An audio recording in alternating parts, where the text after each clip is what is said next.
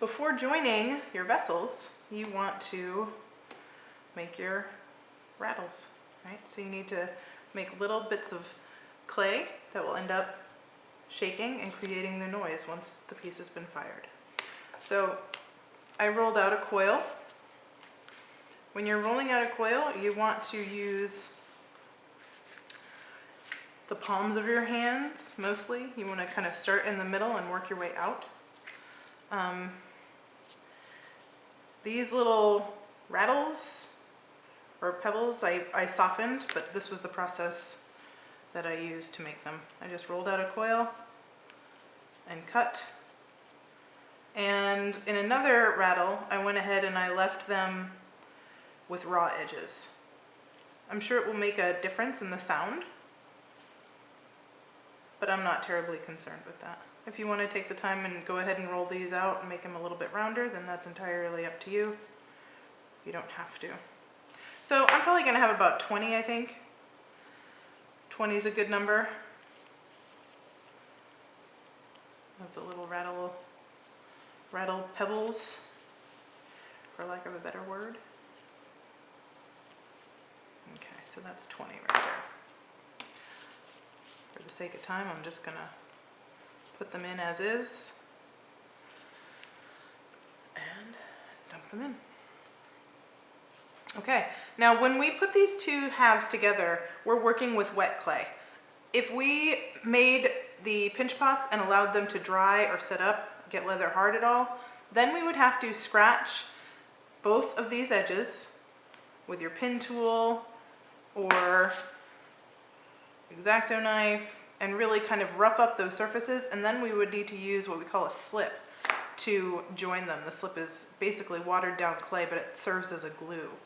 Because these pieces were just pinched, I don't need to do that. I can go ahead and attach them. Okay, so I have a few gaps here. I want to just try to, see if there's any better position I can have on these that they'll actually kind of stick together a little bit better. So it will buckle in the middle a bit, but what you want to do now is go ahead and kind of press from the edge, the sides here. So that way you're not trying to force it together like this and make that buckle or divot in the middle even more pronounced. We do want that ultimately to kind of pop up if possible. So on some of my sides, it's a little bit better. The divot doesn't go in quite as much, and then here, it does. It's not the end of the world. You can work with it.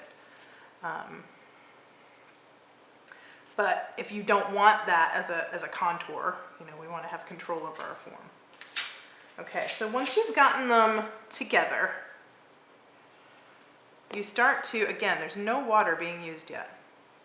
Go ahead and take your finger and smooth the edges together. And just do it kind of a little bit at a time. Then you take your serrated rib. And you want to use your serrated rib in multiple directions. And at that point, you can probably go ahead and start to push it outward here so that it doesn't want to kind of cave in the middle.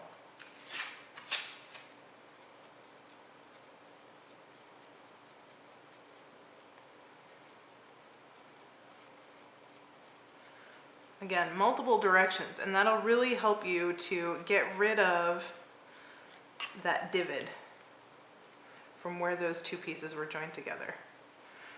Doing this with your fingers at first, I'm actually kind of moving some of that clay. You might be able to see that.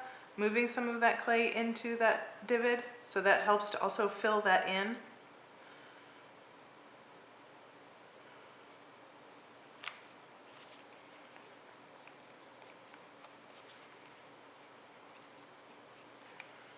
So it takes practice, and as I'm using my serrated rib, I'm still trying to push and make pressure on either side of that to help that center seam pop up so that I have better access to make it disappear.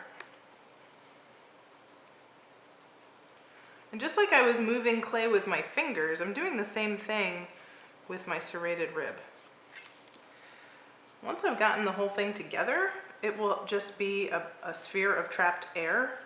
And so I can get a little bit more aggressive with the amount of pressure that I'm using to make some of these areas kind of pop out. But for right now, you know, getting it together, making sure that that seam is enclosed is the main goal.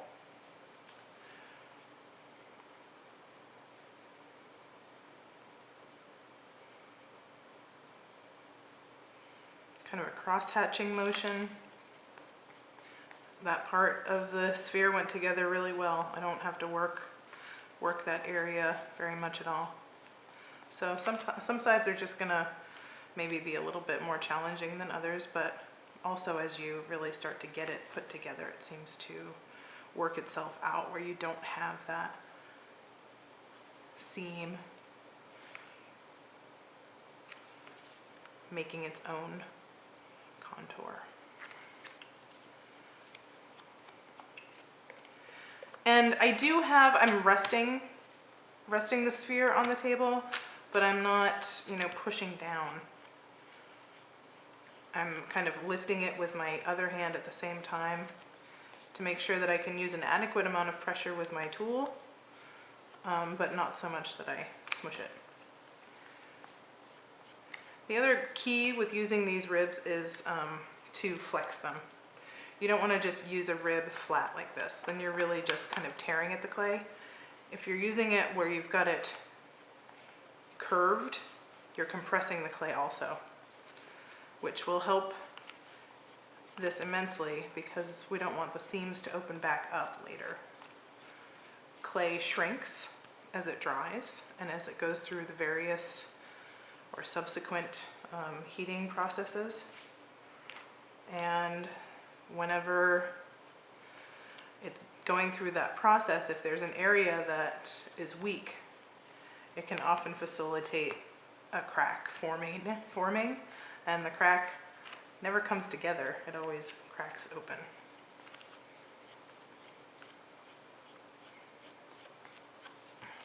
So now I'm really just kind of attacking all sides of it. Just want to make sure that it's smooth. The clay right now is very soft, it's very pliable, it's very responsive. So, you know, for the amount of pressure that I apply to it, I can expect that same kind of push. You know, I can definitely cave a side in unintentionally. Now, the shape of your rattle is entirely up to you. If you want it round, fine. If you want to think about having it be contoured to your hand, that's fine also. This is really an opportunity for you to just start playing with this material and understanding its benefits, its capabilities, its limitations. So now I'm following up with the smooth rib. And as you can see, that really makes that surface nice and smooth. It compresses it very well. Again, I am flexing or bending the tool so that I'm not, you know, kind of carving clay away. It's mostly sliding or gliding over the surface, but it's not totally flat against it either. That will make it drag and might tear the vessel back open. It can be very finicky, clay. An F word that I love to use is finesse. You have to have finesse when you're working with clay. You have to understand and learn how to touch it so that you get the results you want. Okay, so I have a smooth, pretty smooth sphere. This is mostly because of, you know, the rib and it depositing clay from one area to another. Once this, I could let this sit out. That's what we call letting the clay set up, letting the clay get leather hard. Essentially, it's just exposing it to air, heat, and or sunlight in order to allow it to stiffen a little bit so that it's not quite as subject to pressure as you continue to work with it.